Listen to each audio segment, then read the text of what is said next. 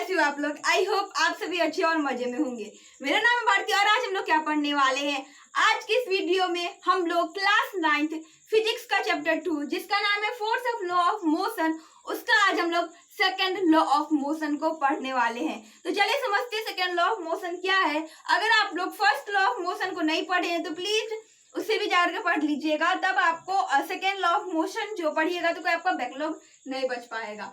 तो second law of motion, जैसे कि हम लोग फर्स्ट लॉ ऑफ मोशन में उसको समझने से पहले हम लोग इनर्शिया को समझना पड़ा था, वैसे ही सेकेंड लॉ ऑफ मोशन को समझने के लिए हम लोगों को किसे समझना पड़ेगा, हम लोगों को समझना पड़ेगा मोमेंटम को।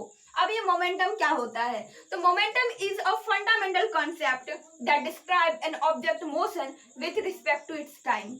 ये मोमेंटम क्या है, एक फंडामेंटल कॉन्सेप्ट है जो किस चीज को डिस्क्राइब करता है, ऑब्जेक्ट के मोशन को और साथ ही साथ उसके मास को। किस किस चीज को वो डिस्क्राइब करता है, वो ऑब्जेक्ट के मोशन को एज वेल एज मास को।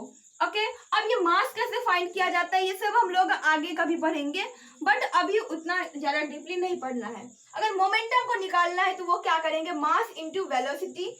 मतलब कि अगर आपको वेलोसिटी दिया रहेगा, मोमेंटम दिया रहेगा तो आप मास निकाल सकते हो, मास वेलोसिटी दिया रहेगा तो मोमेंटम निकाल सकते हो। यहाँ पर मोमेंटम का फॉर्मूला क्या है, मास इंटू वेलोसिटी। ये डोनेटेड बाय पी।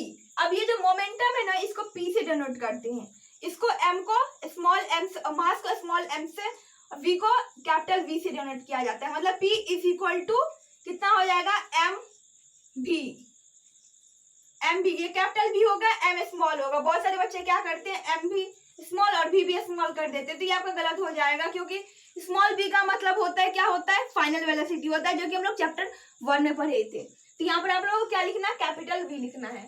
इसकी एसआई यूनिट क्या होती है, किसकी एसआई यूनिट, तो मोमेंटम की एसआई यूनिट क्या होती है, केजी मीटर पर सेकेंड। ठीक है, अब चलिए समझते हैं सेकेंड लॉ ऑफ मोशन को, क्योंकि जब तक मोमेंटम नहीं समझ पाइएगा सेकेंड लॉ ऑफ मोशन समझ में ही नहीं आ पाएगा।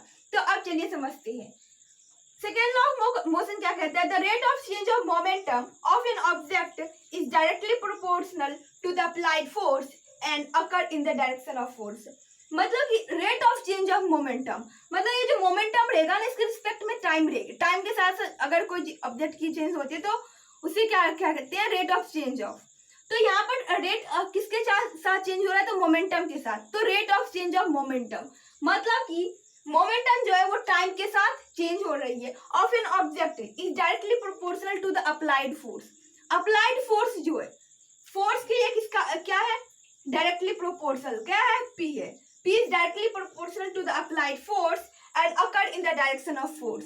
अगर जिस डायरेक्शन में फोर्स होगा उसी डायरेक्शन में मोमेंटम होगी। अब जैसे तक कोई बॉल आ रही तो बॉल इस डायरेक्शन में होगा तो मोमेंटम भी क्या होगा, इसी डायरेक्शन में होगा। जिस डायरेक्शन में फोर्स होती है उसी डायरेक्शन में मोमेंटम होती है। यहाँ पर directly proportional to the applied force and occur in the direction of force, किस डायरेक्शन में होते हैं। अब चलिए इसका समझने का जो टाइम है वो है expression of second law of motion. यहाँ पर क्या है, इसका न्यूमेरिकल से ये क्वेश्चन है, क्योंकि इस चैप्टर से ना थियोरेटिकल से ज्यादा न्यूमेरिकल क्वेश्चन आता है, तो उसे समझना बहुत ही ज्यादा जरूरी है। तो यहाँ पर second of law of motion को हम लोग क्या करेंगे, एक्सप्रेस करेंगे।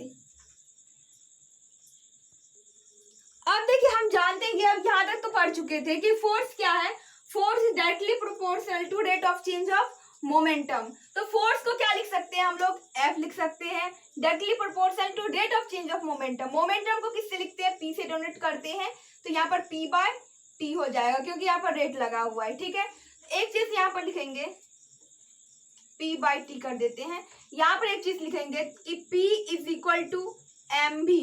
हमने अभी जस्ट पढ़ा था कि क्या होता है, momentum is equal to mass into velocity. तो हम लोग क्या लिख सकते हैं, हम लोग F is equal to P के जगह m बाय भी लिख सकते हैं, बाई टी कर सकते हैं, बिल्कुल कर सकते हैं। एक और चीज आप यहाँ पर याद रखें कि यहाँ पर V है, V मतलब velocity is equal to final velocity minus initial velocity.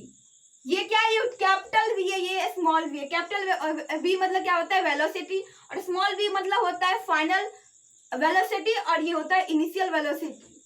तो final velocity minus initial velocity, तो क्या हम लिख सकते हैं, अब देखो यहाँ पर मल्टीप्लाई हो जाएगा। पहले हम यहाँ पर लिख लेते हैं v minus U by T, यहाँ तक हो जाएगा। अब ये इसके साथ ये मल्टीप्लाई हो जाएगा, तो F is directly proportional to M V minus M U by T. अब क्या करेंगे, अब फिर से यहाँ से वी यू को कॉमन ले लेंगे, मतलब जैसा ये था वैसे ही यहाँ पर वापस लिख देंगे। बट हम लोग को ये दिखाना है कि इससे ये क्या होता है, मास के साथ मल्टीप्लाई में चला जाता है। तो m is equal to V minus U by T. तो v minus U by T क्या होता है, तो हमको यहाँ पर याद करना है acceleration. a is equal to V minus U by two. तो आ रहा है राइट है यार कि v minus U by T के बदले क्या हम लोग यहाँ पर a लिख सकते हैं, बिल्कुल लिख सकते हैं। बट यहाँ पर एक चीज आप लोगों को करना है, यहाँ पर कांस्टेंट लिखना है। यहाँ पर क्या होगा, यहाँ पर वन कांस्टेंट होगा, टेक वन कांस्टेंट। यहाँ पर भी कांस्टेंट होगा वन, यहाँ पर भी वन कांस्टेंट होगा।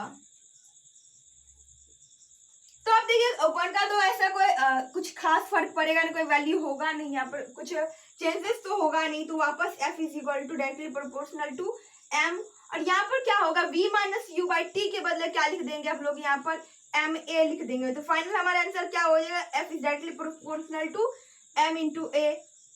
तो f is equal to M A. ये चेंज हम लोग यही से करेंगे, जहां से हम लोग ये कर देंगे ना, वन को क्या करेंगे कांस्टेंट लेंगे, तो वही से हम लोगों का यहाँ पर इक्वल टू का साइन आ जाएगा। आई होप ये कैसे हम लोग एक्सप्रेस किए हैं फर्स्ट इक्वेशन ऑफ मोशन को, ये आप लोगों को अच्छे से समझ लेना है, क्योंकि एग्जाम में ये डायरेक्टली पूछा जाता है। तो वापस एक बार समझ लेते हैं, force is directly proportional to rate of change of momentum. Rate of change of momentum मतलब कि टाइम के रिस्पेक्ट के साथ वो ऑब्जेक्ट का चेंज हो रहा है। क्या चेंज हो रहा है, मोमेंटम चेंज हो रहा है। तो f is directly proportional to p by T. p मतलब क्या होता है, मोमेंटम। p को हम लोग किससे डिनोट कर सॉरी मोमेंटम को हम लोग p से डिनोट करते हैं, तो यहाँ पर p बाई टी हो जाएगा। p is equal to M भी, mass into velocity is equal to momentum हो जाता है। तो p के बदले हम लोग m भी लिख सकते हैं, तो बस वही लिख दिए, f is equal to M V by T. अब देखो ये v मतलब velocity, velocity is equal to final velocity minus initial velocity हो जाएगा। तो अब वापस से इस v के बदले हम लोग क्या लिख सकते हैं, v माइनस यू वाई लिख सकते हैं, जिसको अगर हम लोग करें तो v माइनस यू का मतलब क्या आ जाता है, a आ जाता है, मतलब एक्सेलरेशन आ जाता है। यहाँ पर ये जो डायरेक्टली प्रोपोर्शनल है, इसको हम लोग को इक्वेशन मतलब इक्वल टू के साइन में चेंज करने के लिए यहाँ पर हम लोग को वन कांस्टेंट लेना पड़ता है। यहाँ पर लिख देते हैं वन इज कांस्टेंट, कांस्टेंट लेना पड़ता है, और उसके वजह से फाइनल हमारा आंसर क्या आ जाता है, F is equal to A, मतलब कि force is equal to mass into acceleration. I hope कि आप लोगों को समझ में आ गया होगा। अगर ये वीडियो आप लोगों के लिए यूजफुल रहा तो प्लीज वीडियो कर दीजिएगा एक लाइक, और हमारे चैनल कर दीजिएगा सब्सक्राइब। Thanks for watching.